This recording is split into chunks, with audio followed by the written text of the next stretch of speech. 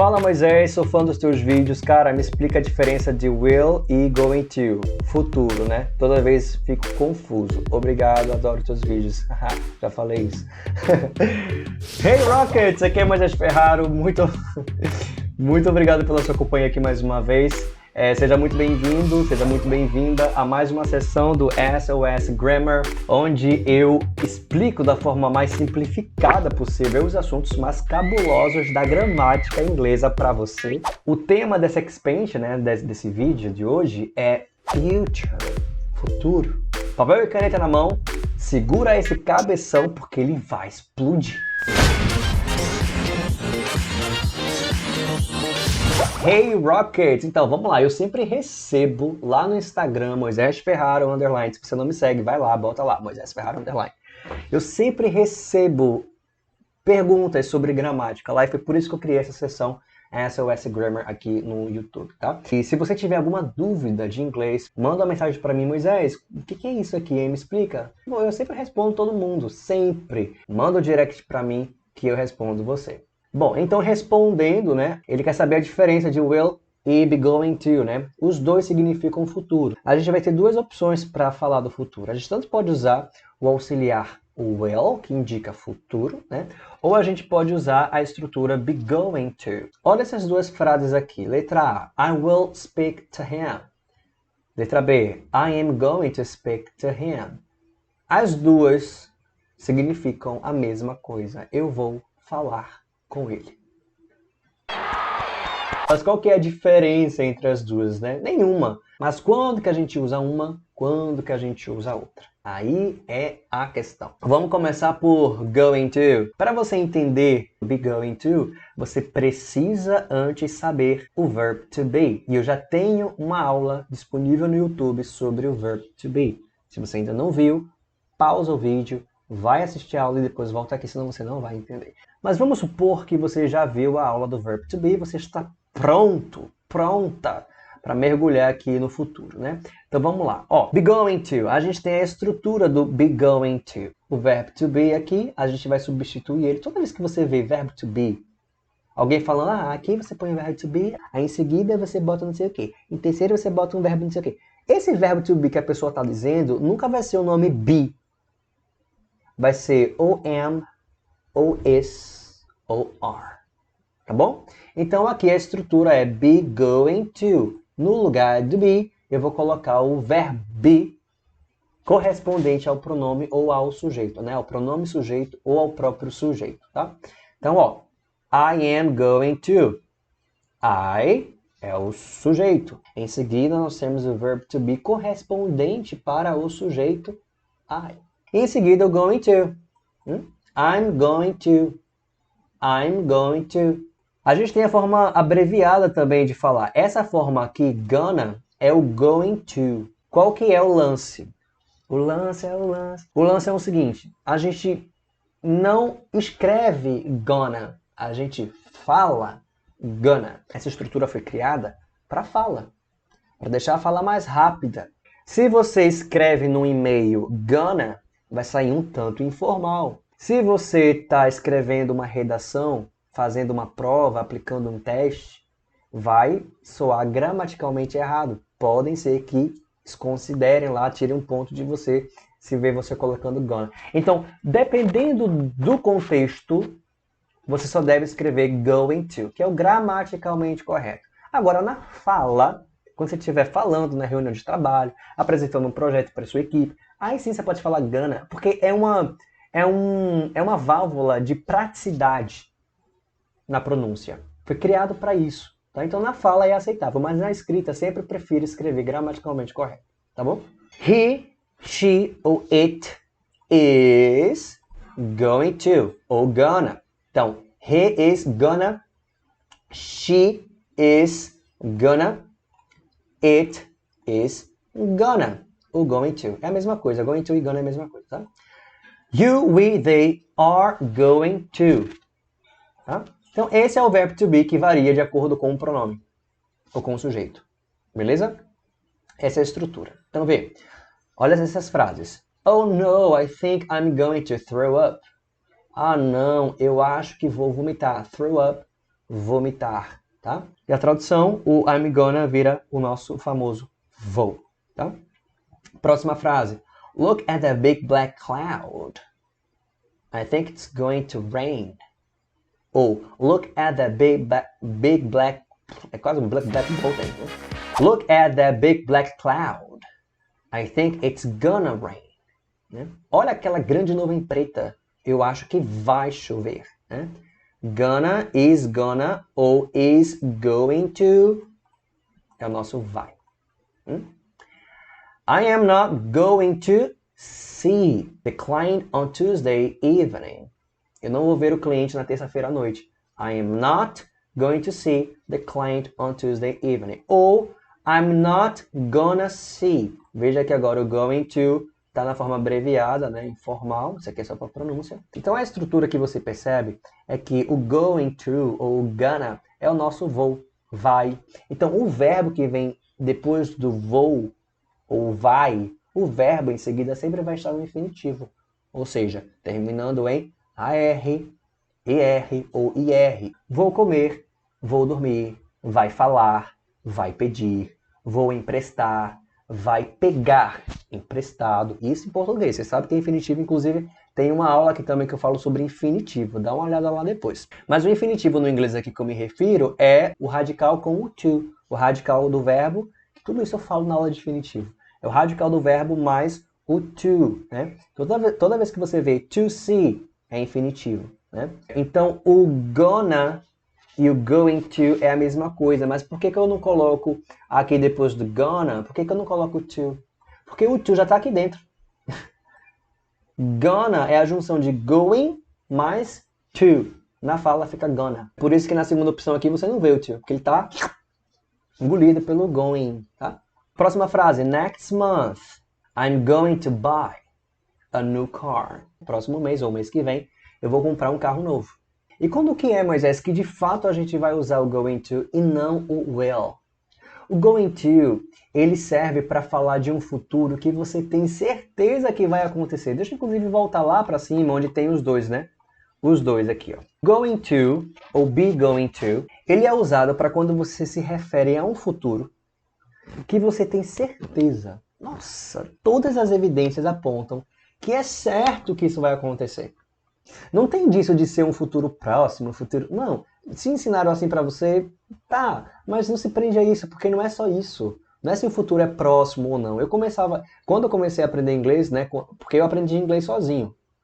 Aí eu aprendi da forma correta, mas quando eu fiz cursos de inglês, que eu já fiz cursos de inglês por pouco tempo, pouquíssimo tempo, mas eu já fiz 2 meses só. Mas os professores falam pra mim que o be going to é um futuro próximo. Will é um futuro mais distante. Não é nada disso. Até faz um pouquinho de sentido, mas tipo, isso é um mínimo, não é bem isso. A base disso é muito maior. O que representa o be going to é muito além do que se for um futuro próximo. É mais para um futuro que você tem certeza que vai acontecer. Seja ele próximo ou não. Você tem certeza que isso vai acontecer. Né? Olha essas frases aqui, ó. Oh no, I think I'm going to throw up. Eu acho que eu vou vomitar. Por quê? Porque eu estou sentindo um embrulho aqui. Então, a evidência, o fato aponta para que eu vá vomitar. Se eu tenho certeza, porque certeza a gente só tem da morte, né? Mas se eu tenho certeza pela evidência que eu vou vomitar, então eu uso going to. Look at the big black cloud. Nossa, isso é um trava-língua miserável. Look at the big black cloud. I think it's going to rain. Pô, eu tô vendo o céu preto, a nuvem preta. O céu carregado, vou dizer que vai fazer sol? Não, a grande probabilidade é que irá chover. Então, se é um futuro que eu tenho quase certeza que vai acontecer, be going to. I'm not going to see the client on Tuesday evening. Eu tenho certeza que eu não vou ver o cliente na terça-feira à noite. Terça-feira à noite eu vou estar em Nova York. Não vou ver cliente no Brasil. Eu vou estar em Nova York. Então, going to, certo? Next month, I'm going to buy a new car. É fato. Eu vou comprar. Já estou com dinheiro na conta de tudo gasto. Next month. Então é um futuro que eu sei que vai acontecer. Be going to. Já o will, não. O will tem algumas condições. O will, ele indica que o verbo está no futuro. Porque no inglês, diferente do português, o inglês ele não transforma a ortografia do verbo para um futuro, como é no português. Por exemplo, olha só. O verbo é trabalhar. Aí quando eu falo no presente, eu trabalho. O futuro é eu trabalharei. Veja que trabalho e trabalharei mudou a escrita completamente, não é? No inglês não existe isso, não. No inglês você não vai modificar o verbo, você não vai escrever ele, não vai mudar nada do verbo quando ele for para o futuro. O que faz um verbo estar no futuro ou não é se antes dele, preste atenção, você ver o will. É assim, vê como o inglês é fácil, é só colocar o will, o verbo está no futuro. Vê, não precisa decorar, trabalharei, trabalharemos, trabalharás. Não tem que ter nada disso, o inglês é muito simples. Se tiver o will antes do verbo, é futuro. E daí o will ele se apresenta de duas formas. Ele tanto pode vir escrito como will, ou ele pode vir a forma abreviada, que é o apóstrofe e dois L's. Que é as duas perninhas dele, né, que fica de fora só. Então, esse apóstrofe mais o LL sempre vão estar do lado do sujeito ou do pronome sujeito. Olha aqui, ó. E em seguida, óbvio, o verbo, né? Como eu falei. Então a estrutura é o sujeito, ou pronome sujeito, o will, tanto ele na sua forma cheia quanto na sua forma abreviada, mais o verbo, tá? I will go, eu irei. Go é o verbo ir, futuro irei, né? Que está conjugado para eu, primeira pessoa. Então eu irei é a mesma coisa de falar eu vou ir. Ou eu vou. Não é a mesma coisa? Por que eu falei eu vou ir? Porque em outros verbos, a gente vai falar eu vou trabalhar. É futuro. A frase está no futuro. Eu vou trabalhar. Então é como se o will, ele representasse o nosso vou. Por que eu digo isso? E por que eu gosto de ensinar dessa forma? Diferente de muitos professores aí, de muitos cursos de inglês, de livro de gramática. Por que eu gosto de ensinar assim? Porque é como a gente fala. Eu ouço com muito mais frequência as pessoas falarem, Moisés, eu vou te seguir no Instagram, tá? Do que, Moisés, eu te seguirei no Instagram, tá? Ninguém fala assim, eu te seguirei, eu enviarei, eu pedirei, eu mandarei. A gente fala, eu vou mandar, eu vou pedir, eu vou seguir, não é? Então, o will, ele representa mais o nosso voo mesmo. Ou vai, certo? Ele pode vir na forma abreviada, como eu falei, apóstrofe e os dois Lzinhos dele, tá? Então, I will go é eu irei ou eu vou ir. Que ninguém fala vou ir, né? Mas você entendeu o que eu quis dizer. He, she e it will work. Então, he will work. Ele vai trabalhar ou ele trabalhará. Como é longo. She will work. Ela vai trabalhar ou ela trabalhará, né? It will work. Work, além de ser o verbo trabalhar, é o verbo funcionar também, tá? Então, como it, ele é um pronome que substitui tudo que não for ser humano, ou seja, animais, máquinas, políticas, constituições, residências, enfim, sentimentos, tudo que não for ser humano. Né? Por exemplo, se eu estiver me referindo a uma máquina, eu quero dizer que a máquina vai funcionar, eu falo it will work. Eu não quero dizer que a máquina vai trabalhar. Aqui, work tá como funcionar. It will work. Vai funcionar. Ou a máquina vai funcionar, tá? You will talk to me. Você vai falar comigo ou você falará comigo. We will talk to me. Nós iremos falar comigo. Ou nós vamos falar comigo. Estranho, mas você entendeu o que dizer. They will talk to me. Eles vão falar comigo ou eles irão falar comigo. Alright? Let's continue. Vamos prosseguir. Ó, quando é que a gente usa o will? Aí vai aquelas regras que eu havia falado mais cedo. Quando nos referimos a um futuro que não temos tanta certeza se vai acontecer mesmo. Diferente de going to, que é quando a gente sabe que vai acontecer. Olha aqui, ó. Tomorrow will be a bright and sunny day. Amanhã vai ser um dia claro e ensolarado. Por que que eu estou falando will e não estou falando going to? Porque nesse contexto aqui dessa frase, imagina que eu estou vendo a previsão do tempo no jornal. E previsão do tempo, o nome já diz, previsão. Ninguém sabe se realmente vai ser aquilo. Se fosse certo que seria aquilo, não se chamaria previsão, se chamaria precisão do tempo, né? E o tempo não é preciso, principalmente em Recife. Se você mora em Recife, meu amigo, de manhã é um dilúvio, parece que a gente está em Gênesis. E de meio-dia, parece que a gente está no deserto do Saara. É um calor insuportável. Então, assim, não tem previsão, muito menos em Recife, de tempo, né? Então, quando a gente está falando de tempo, a gente não tem certeza, só Deus. Então, embora as evidências mostrem que vai chover, porque, cara, amanhã a temperatura vai estar tantos graus, mas amanhã pode ser outra temperatura, né? Uma coisa é eu ver o céu preto, a nuvem carregada aqui em cima, é fato que daqui a menos de 20 minutos vai cair uma chuva, porque, porra, a nuvem tá batendo aqui em mim, vai chover.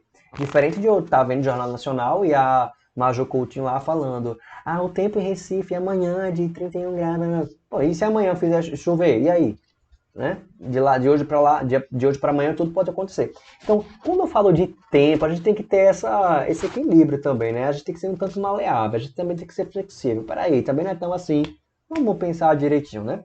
A intenção dessa frase aqui é de um futuro incerto, né? Se alguém falar com will para mim, de que amanhã vai ser um dia claro e ensolarado, ele estiver usando will, eu vou saber que a intenção dele é de uma previsão, não de uma precisão. Agora, se ele falasse tomorrow is going to be a bright and sunny day, aí eu ia entender a frase de uma outra forma. Eu ia entender como certeza de que vai ser um dia claro e ensolarado, tá? In the future, people will have bigger heads. No futuro, as pessoas vão ter cabeças maiores. Tenho certeza se isso realmente vai acontecer? Não tenho nenhuma evidência, nenhuma prova. Nothing. Então, nesse caso, will, tá? Olha ele aqui abreviado, ó. They will arrive. They will arrive. Aqui eu estou usando Connect Speech, que inclusive é uma técnica de pronúncia avançada que eu ensino aqui no YouTube. Tem um vídeo meu já explicando sobre Connected Speech. Bota depois, Moisés Ferrara, Connected Speech, e você vai ver lá, beleza? They will arrive. O L junta com o A, é um Connected Speech. Arrive at about 9 in the morning. Eles vão chegar mais ou menos às 9 da manhã. Alright? Qual que é a próxima condição para a gente usar o will? Olha só. I'll help you with that. Eu vou ajudar você com isso. Estou expressando aqui uma promessa, um comprometimento. Eu vou te ajudar com isso. Então, esse vou não pode ser going to. Tem que ser will. Mas se você usar o going to, vai estar errado? Não. Aí vai entrar na categoria de um futuro que você tem certeza que vai acontecer. Você percebe que não tem muito esse negócio de certo ou errado de usar o be going to ou usar o will. Não pode usar o will, tem que ser be going to. Não pode ser be going to, tem que ser will. Não tem isso. É você que vai conduzir a intenção que você quer passar. Se você quer passar uma ideia de que aquilo realmente vai acontecer, você vai usar be going to. É uma promessa que você tem certeza que vai cumprir? Use be going to. Mas se for apenas um contexto de promessa, eu apenas quero prometer. Não tenho certeza se isso vai acontecer de fato, mas eu quero me comprometer com você. Aí você usa o will. Entende? Então, é esse equilíbrio que eu falo. Não tem esse negócio de certo, errado, tem que ser esse, não pode ser aquele. Não, equilíbrio. Você conduz a sua intenção, tá? Don't worry, you will take your part. Não esquenta, você vai tirar a sua parte. Mesma ideia, não vou repetir não, tá? É a mesma coisa que eu falei. Não vou repetir não. Se fosse be going to, futuro próximo. Mas como eu não quero focar no futuro próximo, e sim no acordo, no comprometimento ou na minha promessa, eu uso o will, tá? He said he won't tell anybody. Ele disse que não vai contar para ninguém. Então a ideia aqui é de um comprometimento. Ele se comprometeu a não contar para ninguém. Por isso que eu usei o will not. Lembra uma coisa que eu nem falei aqui, mas eu vou falar agora. Will not é a mesma coisa de want. O not, ele está abreviado no will. Lembra eu não sei se você assistiu a aula que eu tenho aqui no YouTube sobre do e does. É a mesma coisa. O will aqui, ele também faz a função de do. O do não faz a função de verbo auxiliar. Ele não auxilia o verbo principal, mas ele auxilia para o presente. Quando a gente quer o auxiliar para o passado, a gente usa o quê? O did, que é o do no passado, né? Did. E o do no futuro, quem é? Will. Tá? Então, quando eu quero negativar o verbo no futuro, eu uso will not. E também tem a forma abreviada, que é o nosso want, ok? Inglês não é difícil, mas as pessoas têm que saber um mínimo disso, velho. Um mínimo, um mínimo. Eu vejo gente que nem sabe disso aqui. E outra coisa, uma grande diferença é você saber, né, entender. Outra grande coisa é você dominar. Eu não quero que ninguém domine isso aqui, porque eu acredito que ninguém aqui quer ser professor de inglês. Mas eu quero que você entenda para que você continue fazendo os exercícios lá do curso, onde é que você continue, sei lá, veja isso numa música e você sabe o que isso quer dizer. Você entenda, saiba interpretar, saiba conversar com alguém. Não, ai meu Deus, o que ele falou? Não sei. Não, entenda só. Não precisa dominar os termos, as regras, nada disso, não. É só eu quero que você entenda nesse momento agora aqui, que a gente está aqui. Entenda. Nem que você esqueça depois, mas agora queira só entender. Larga essa pretensão de querer dominar, ai, nunca mais vou esquecer, não posso esquecer. Não, esquece isso, tá? Sem noia, por favor. So, he said he won't tell anybody. Ele disse que não vai contar para ninguém.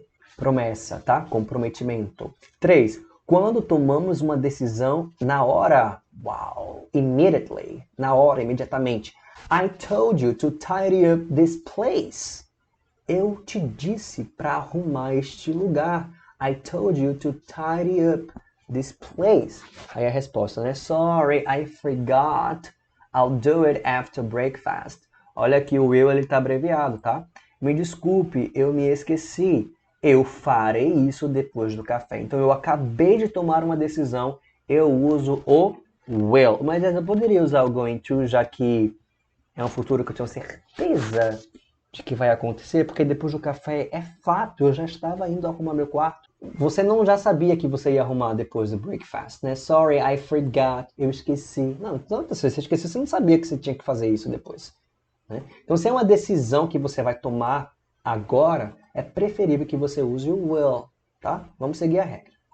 There's no coffee left. Não tem café. There's no coffee left.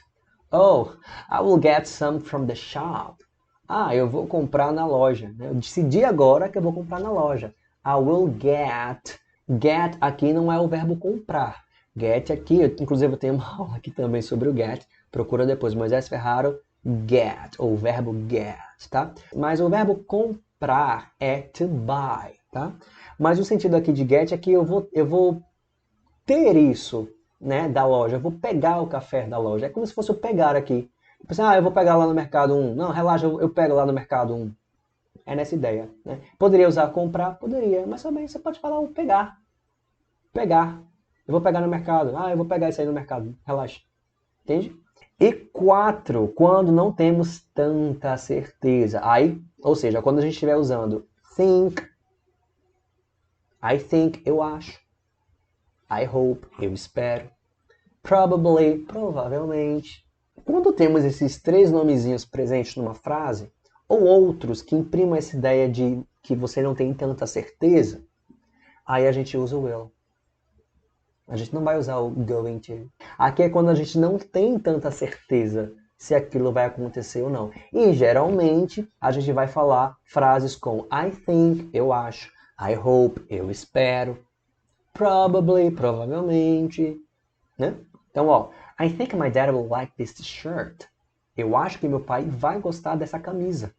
I think, então não tenho certeza, né? É uma probabilidade. Pode gostar, pode não gostar. Então, o verbo em seguida, aqui no caso o verbo principal, né? Like, ele vai estar com o futuro dele vai ser com will, tá? My mother hopes my dad will like this shirt.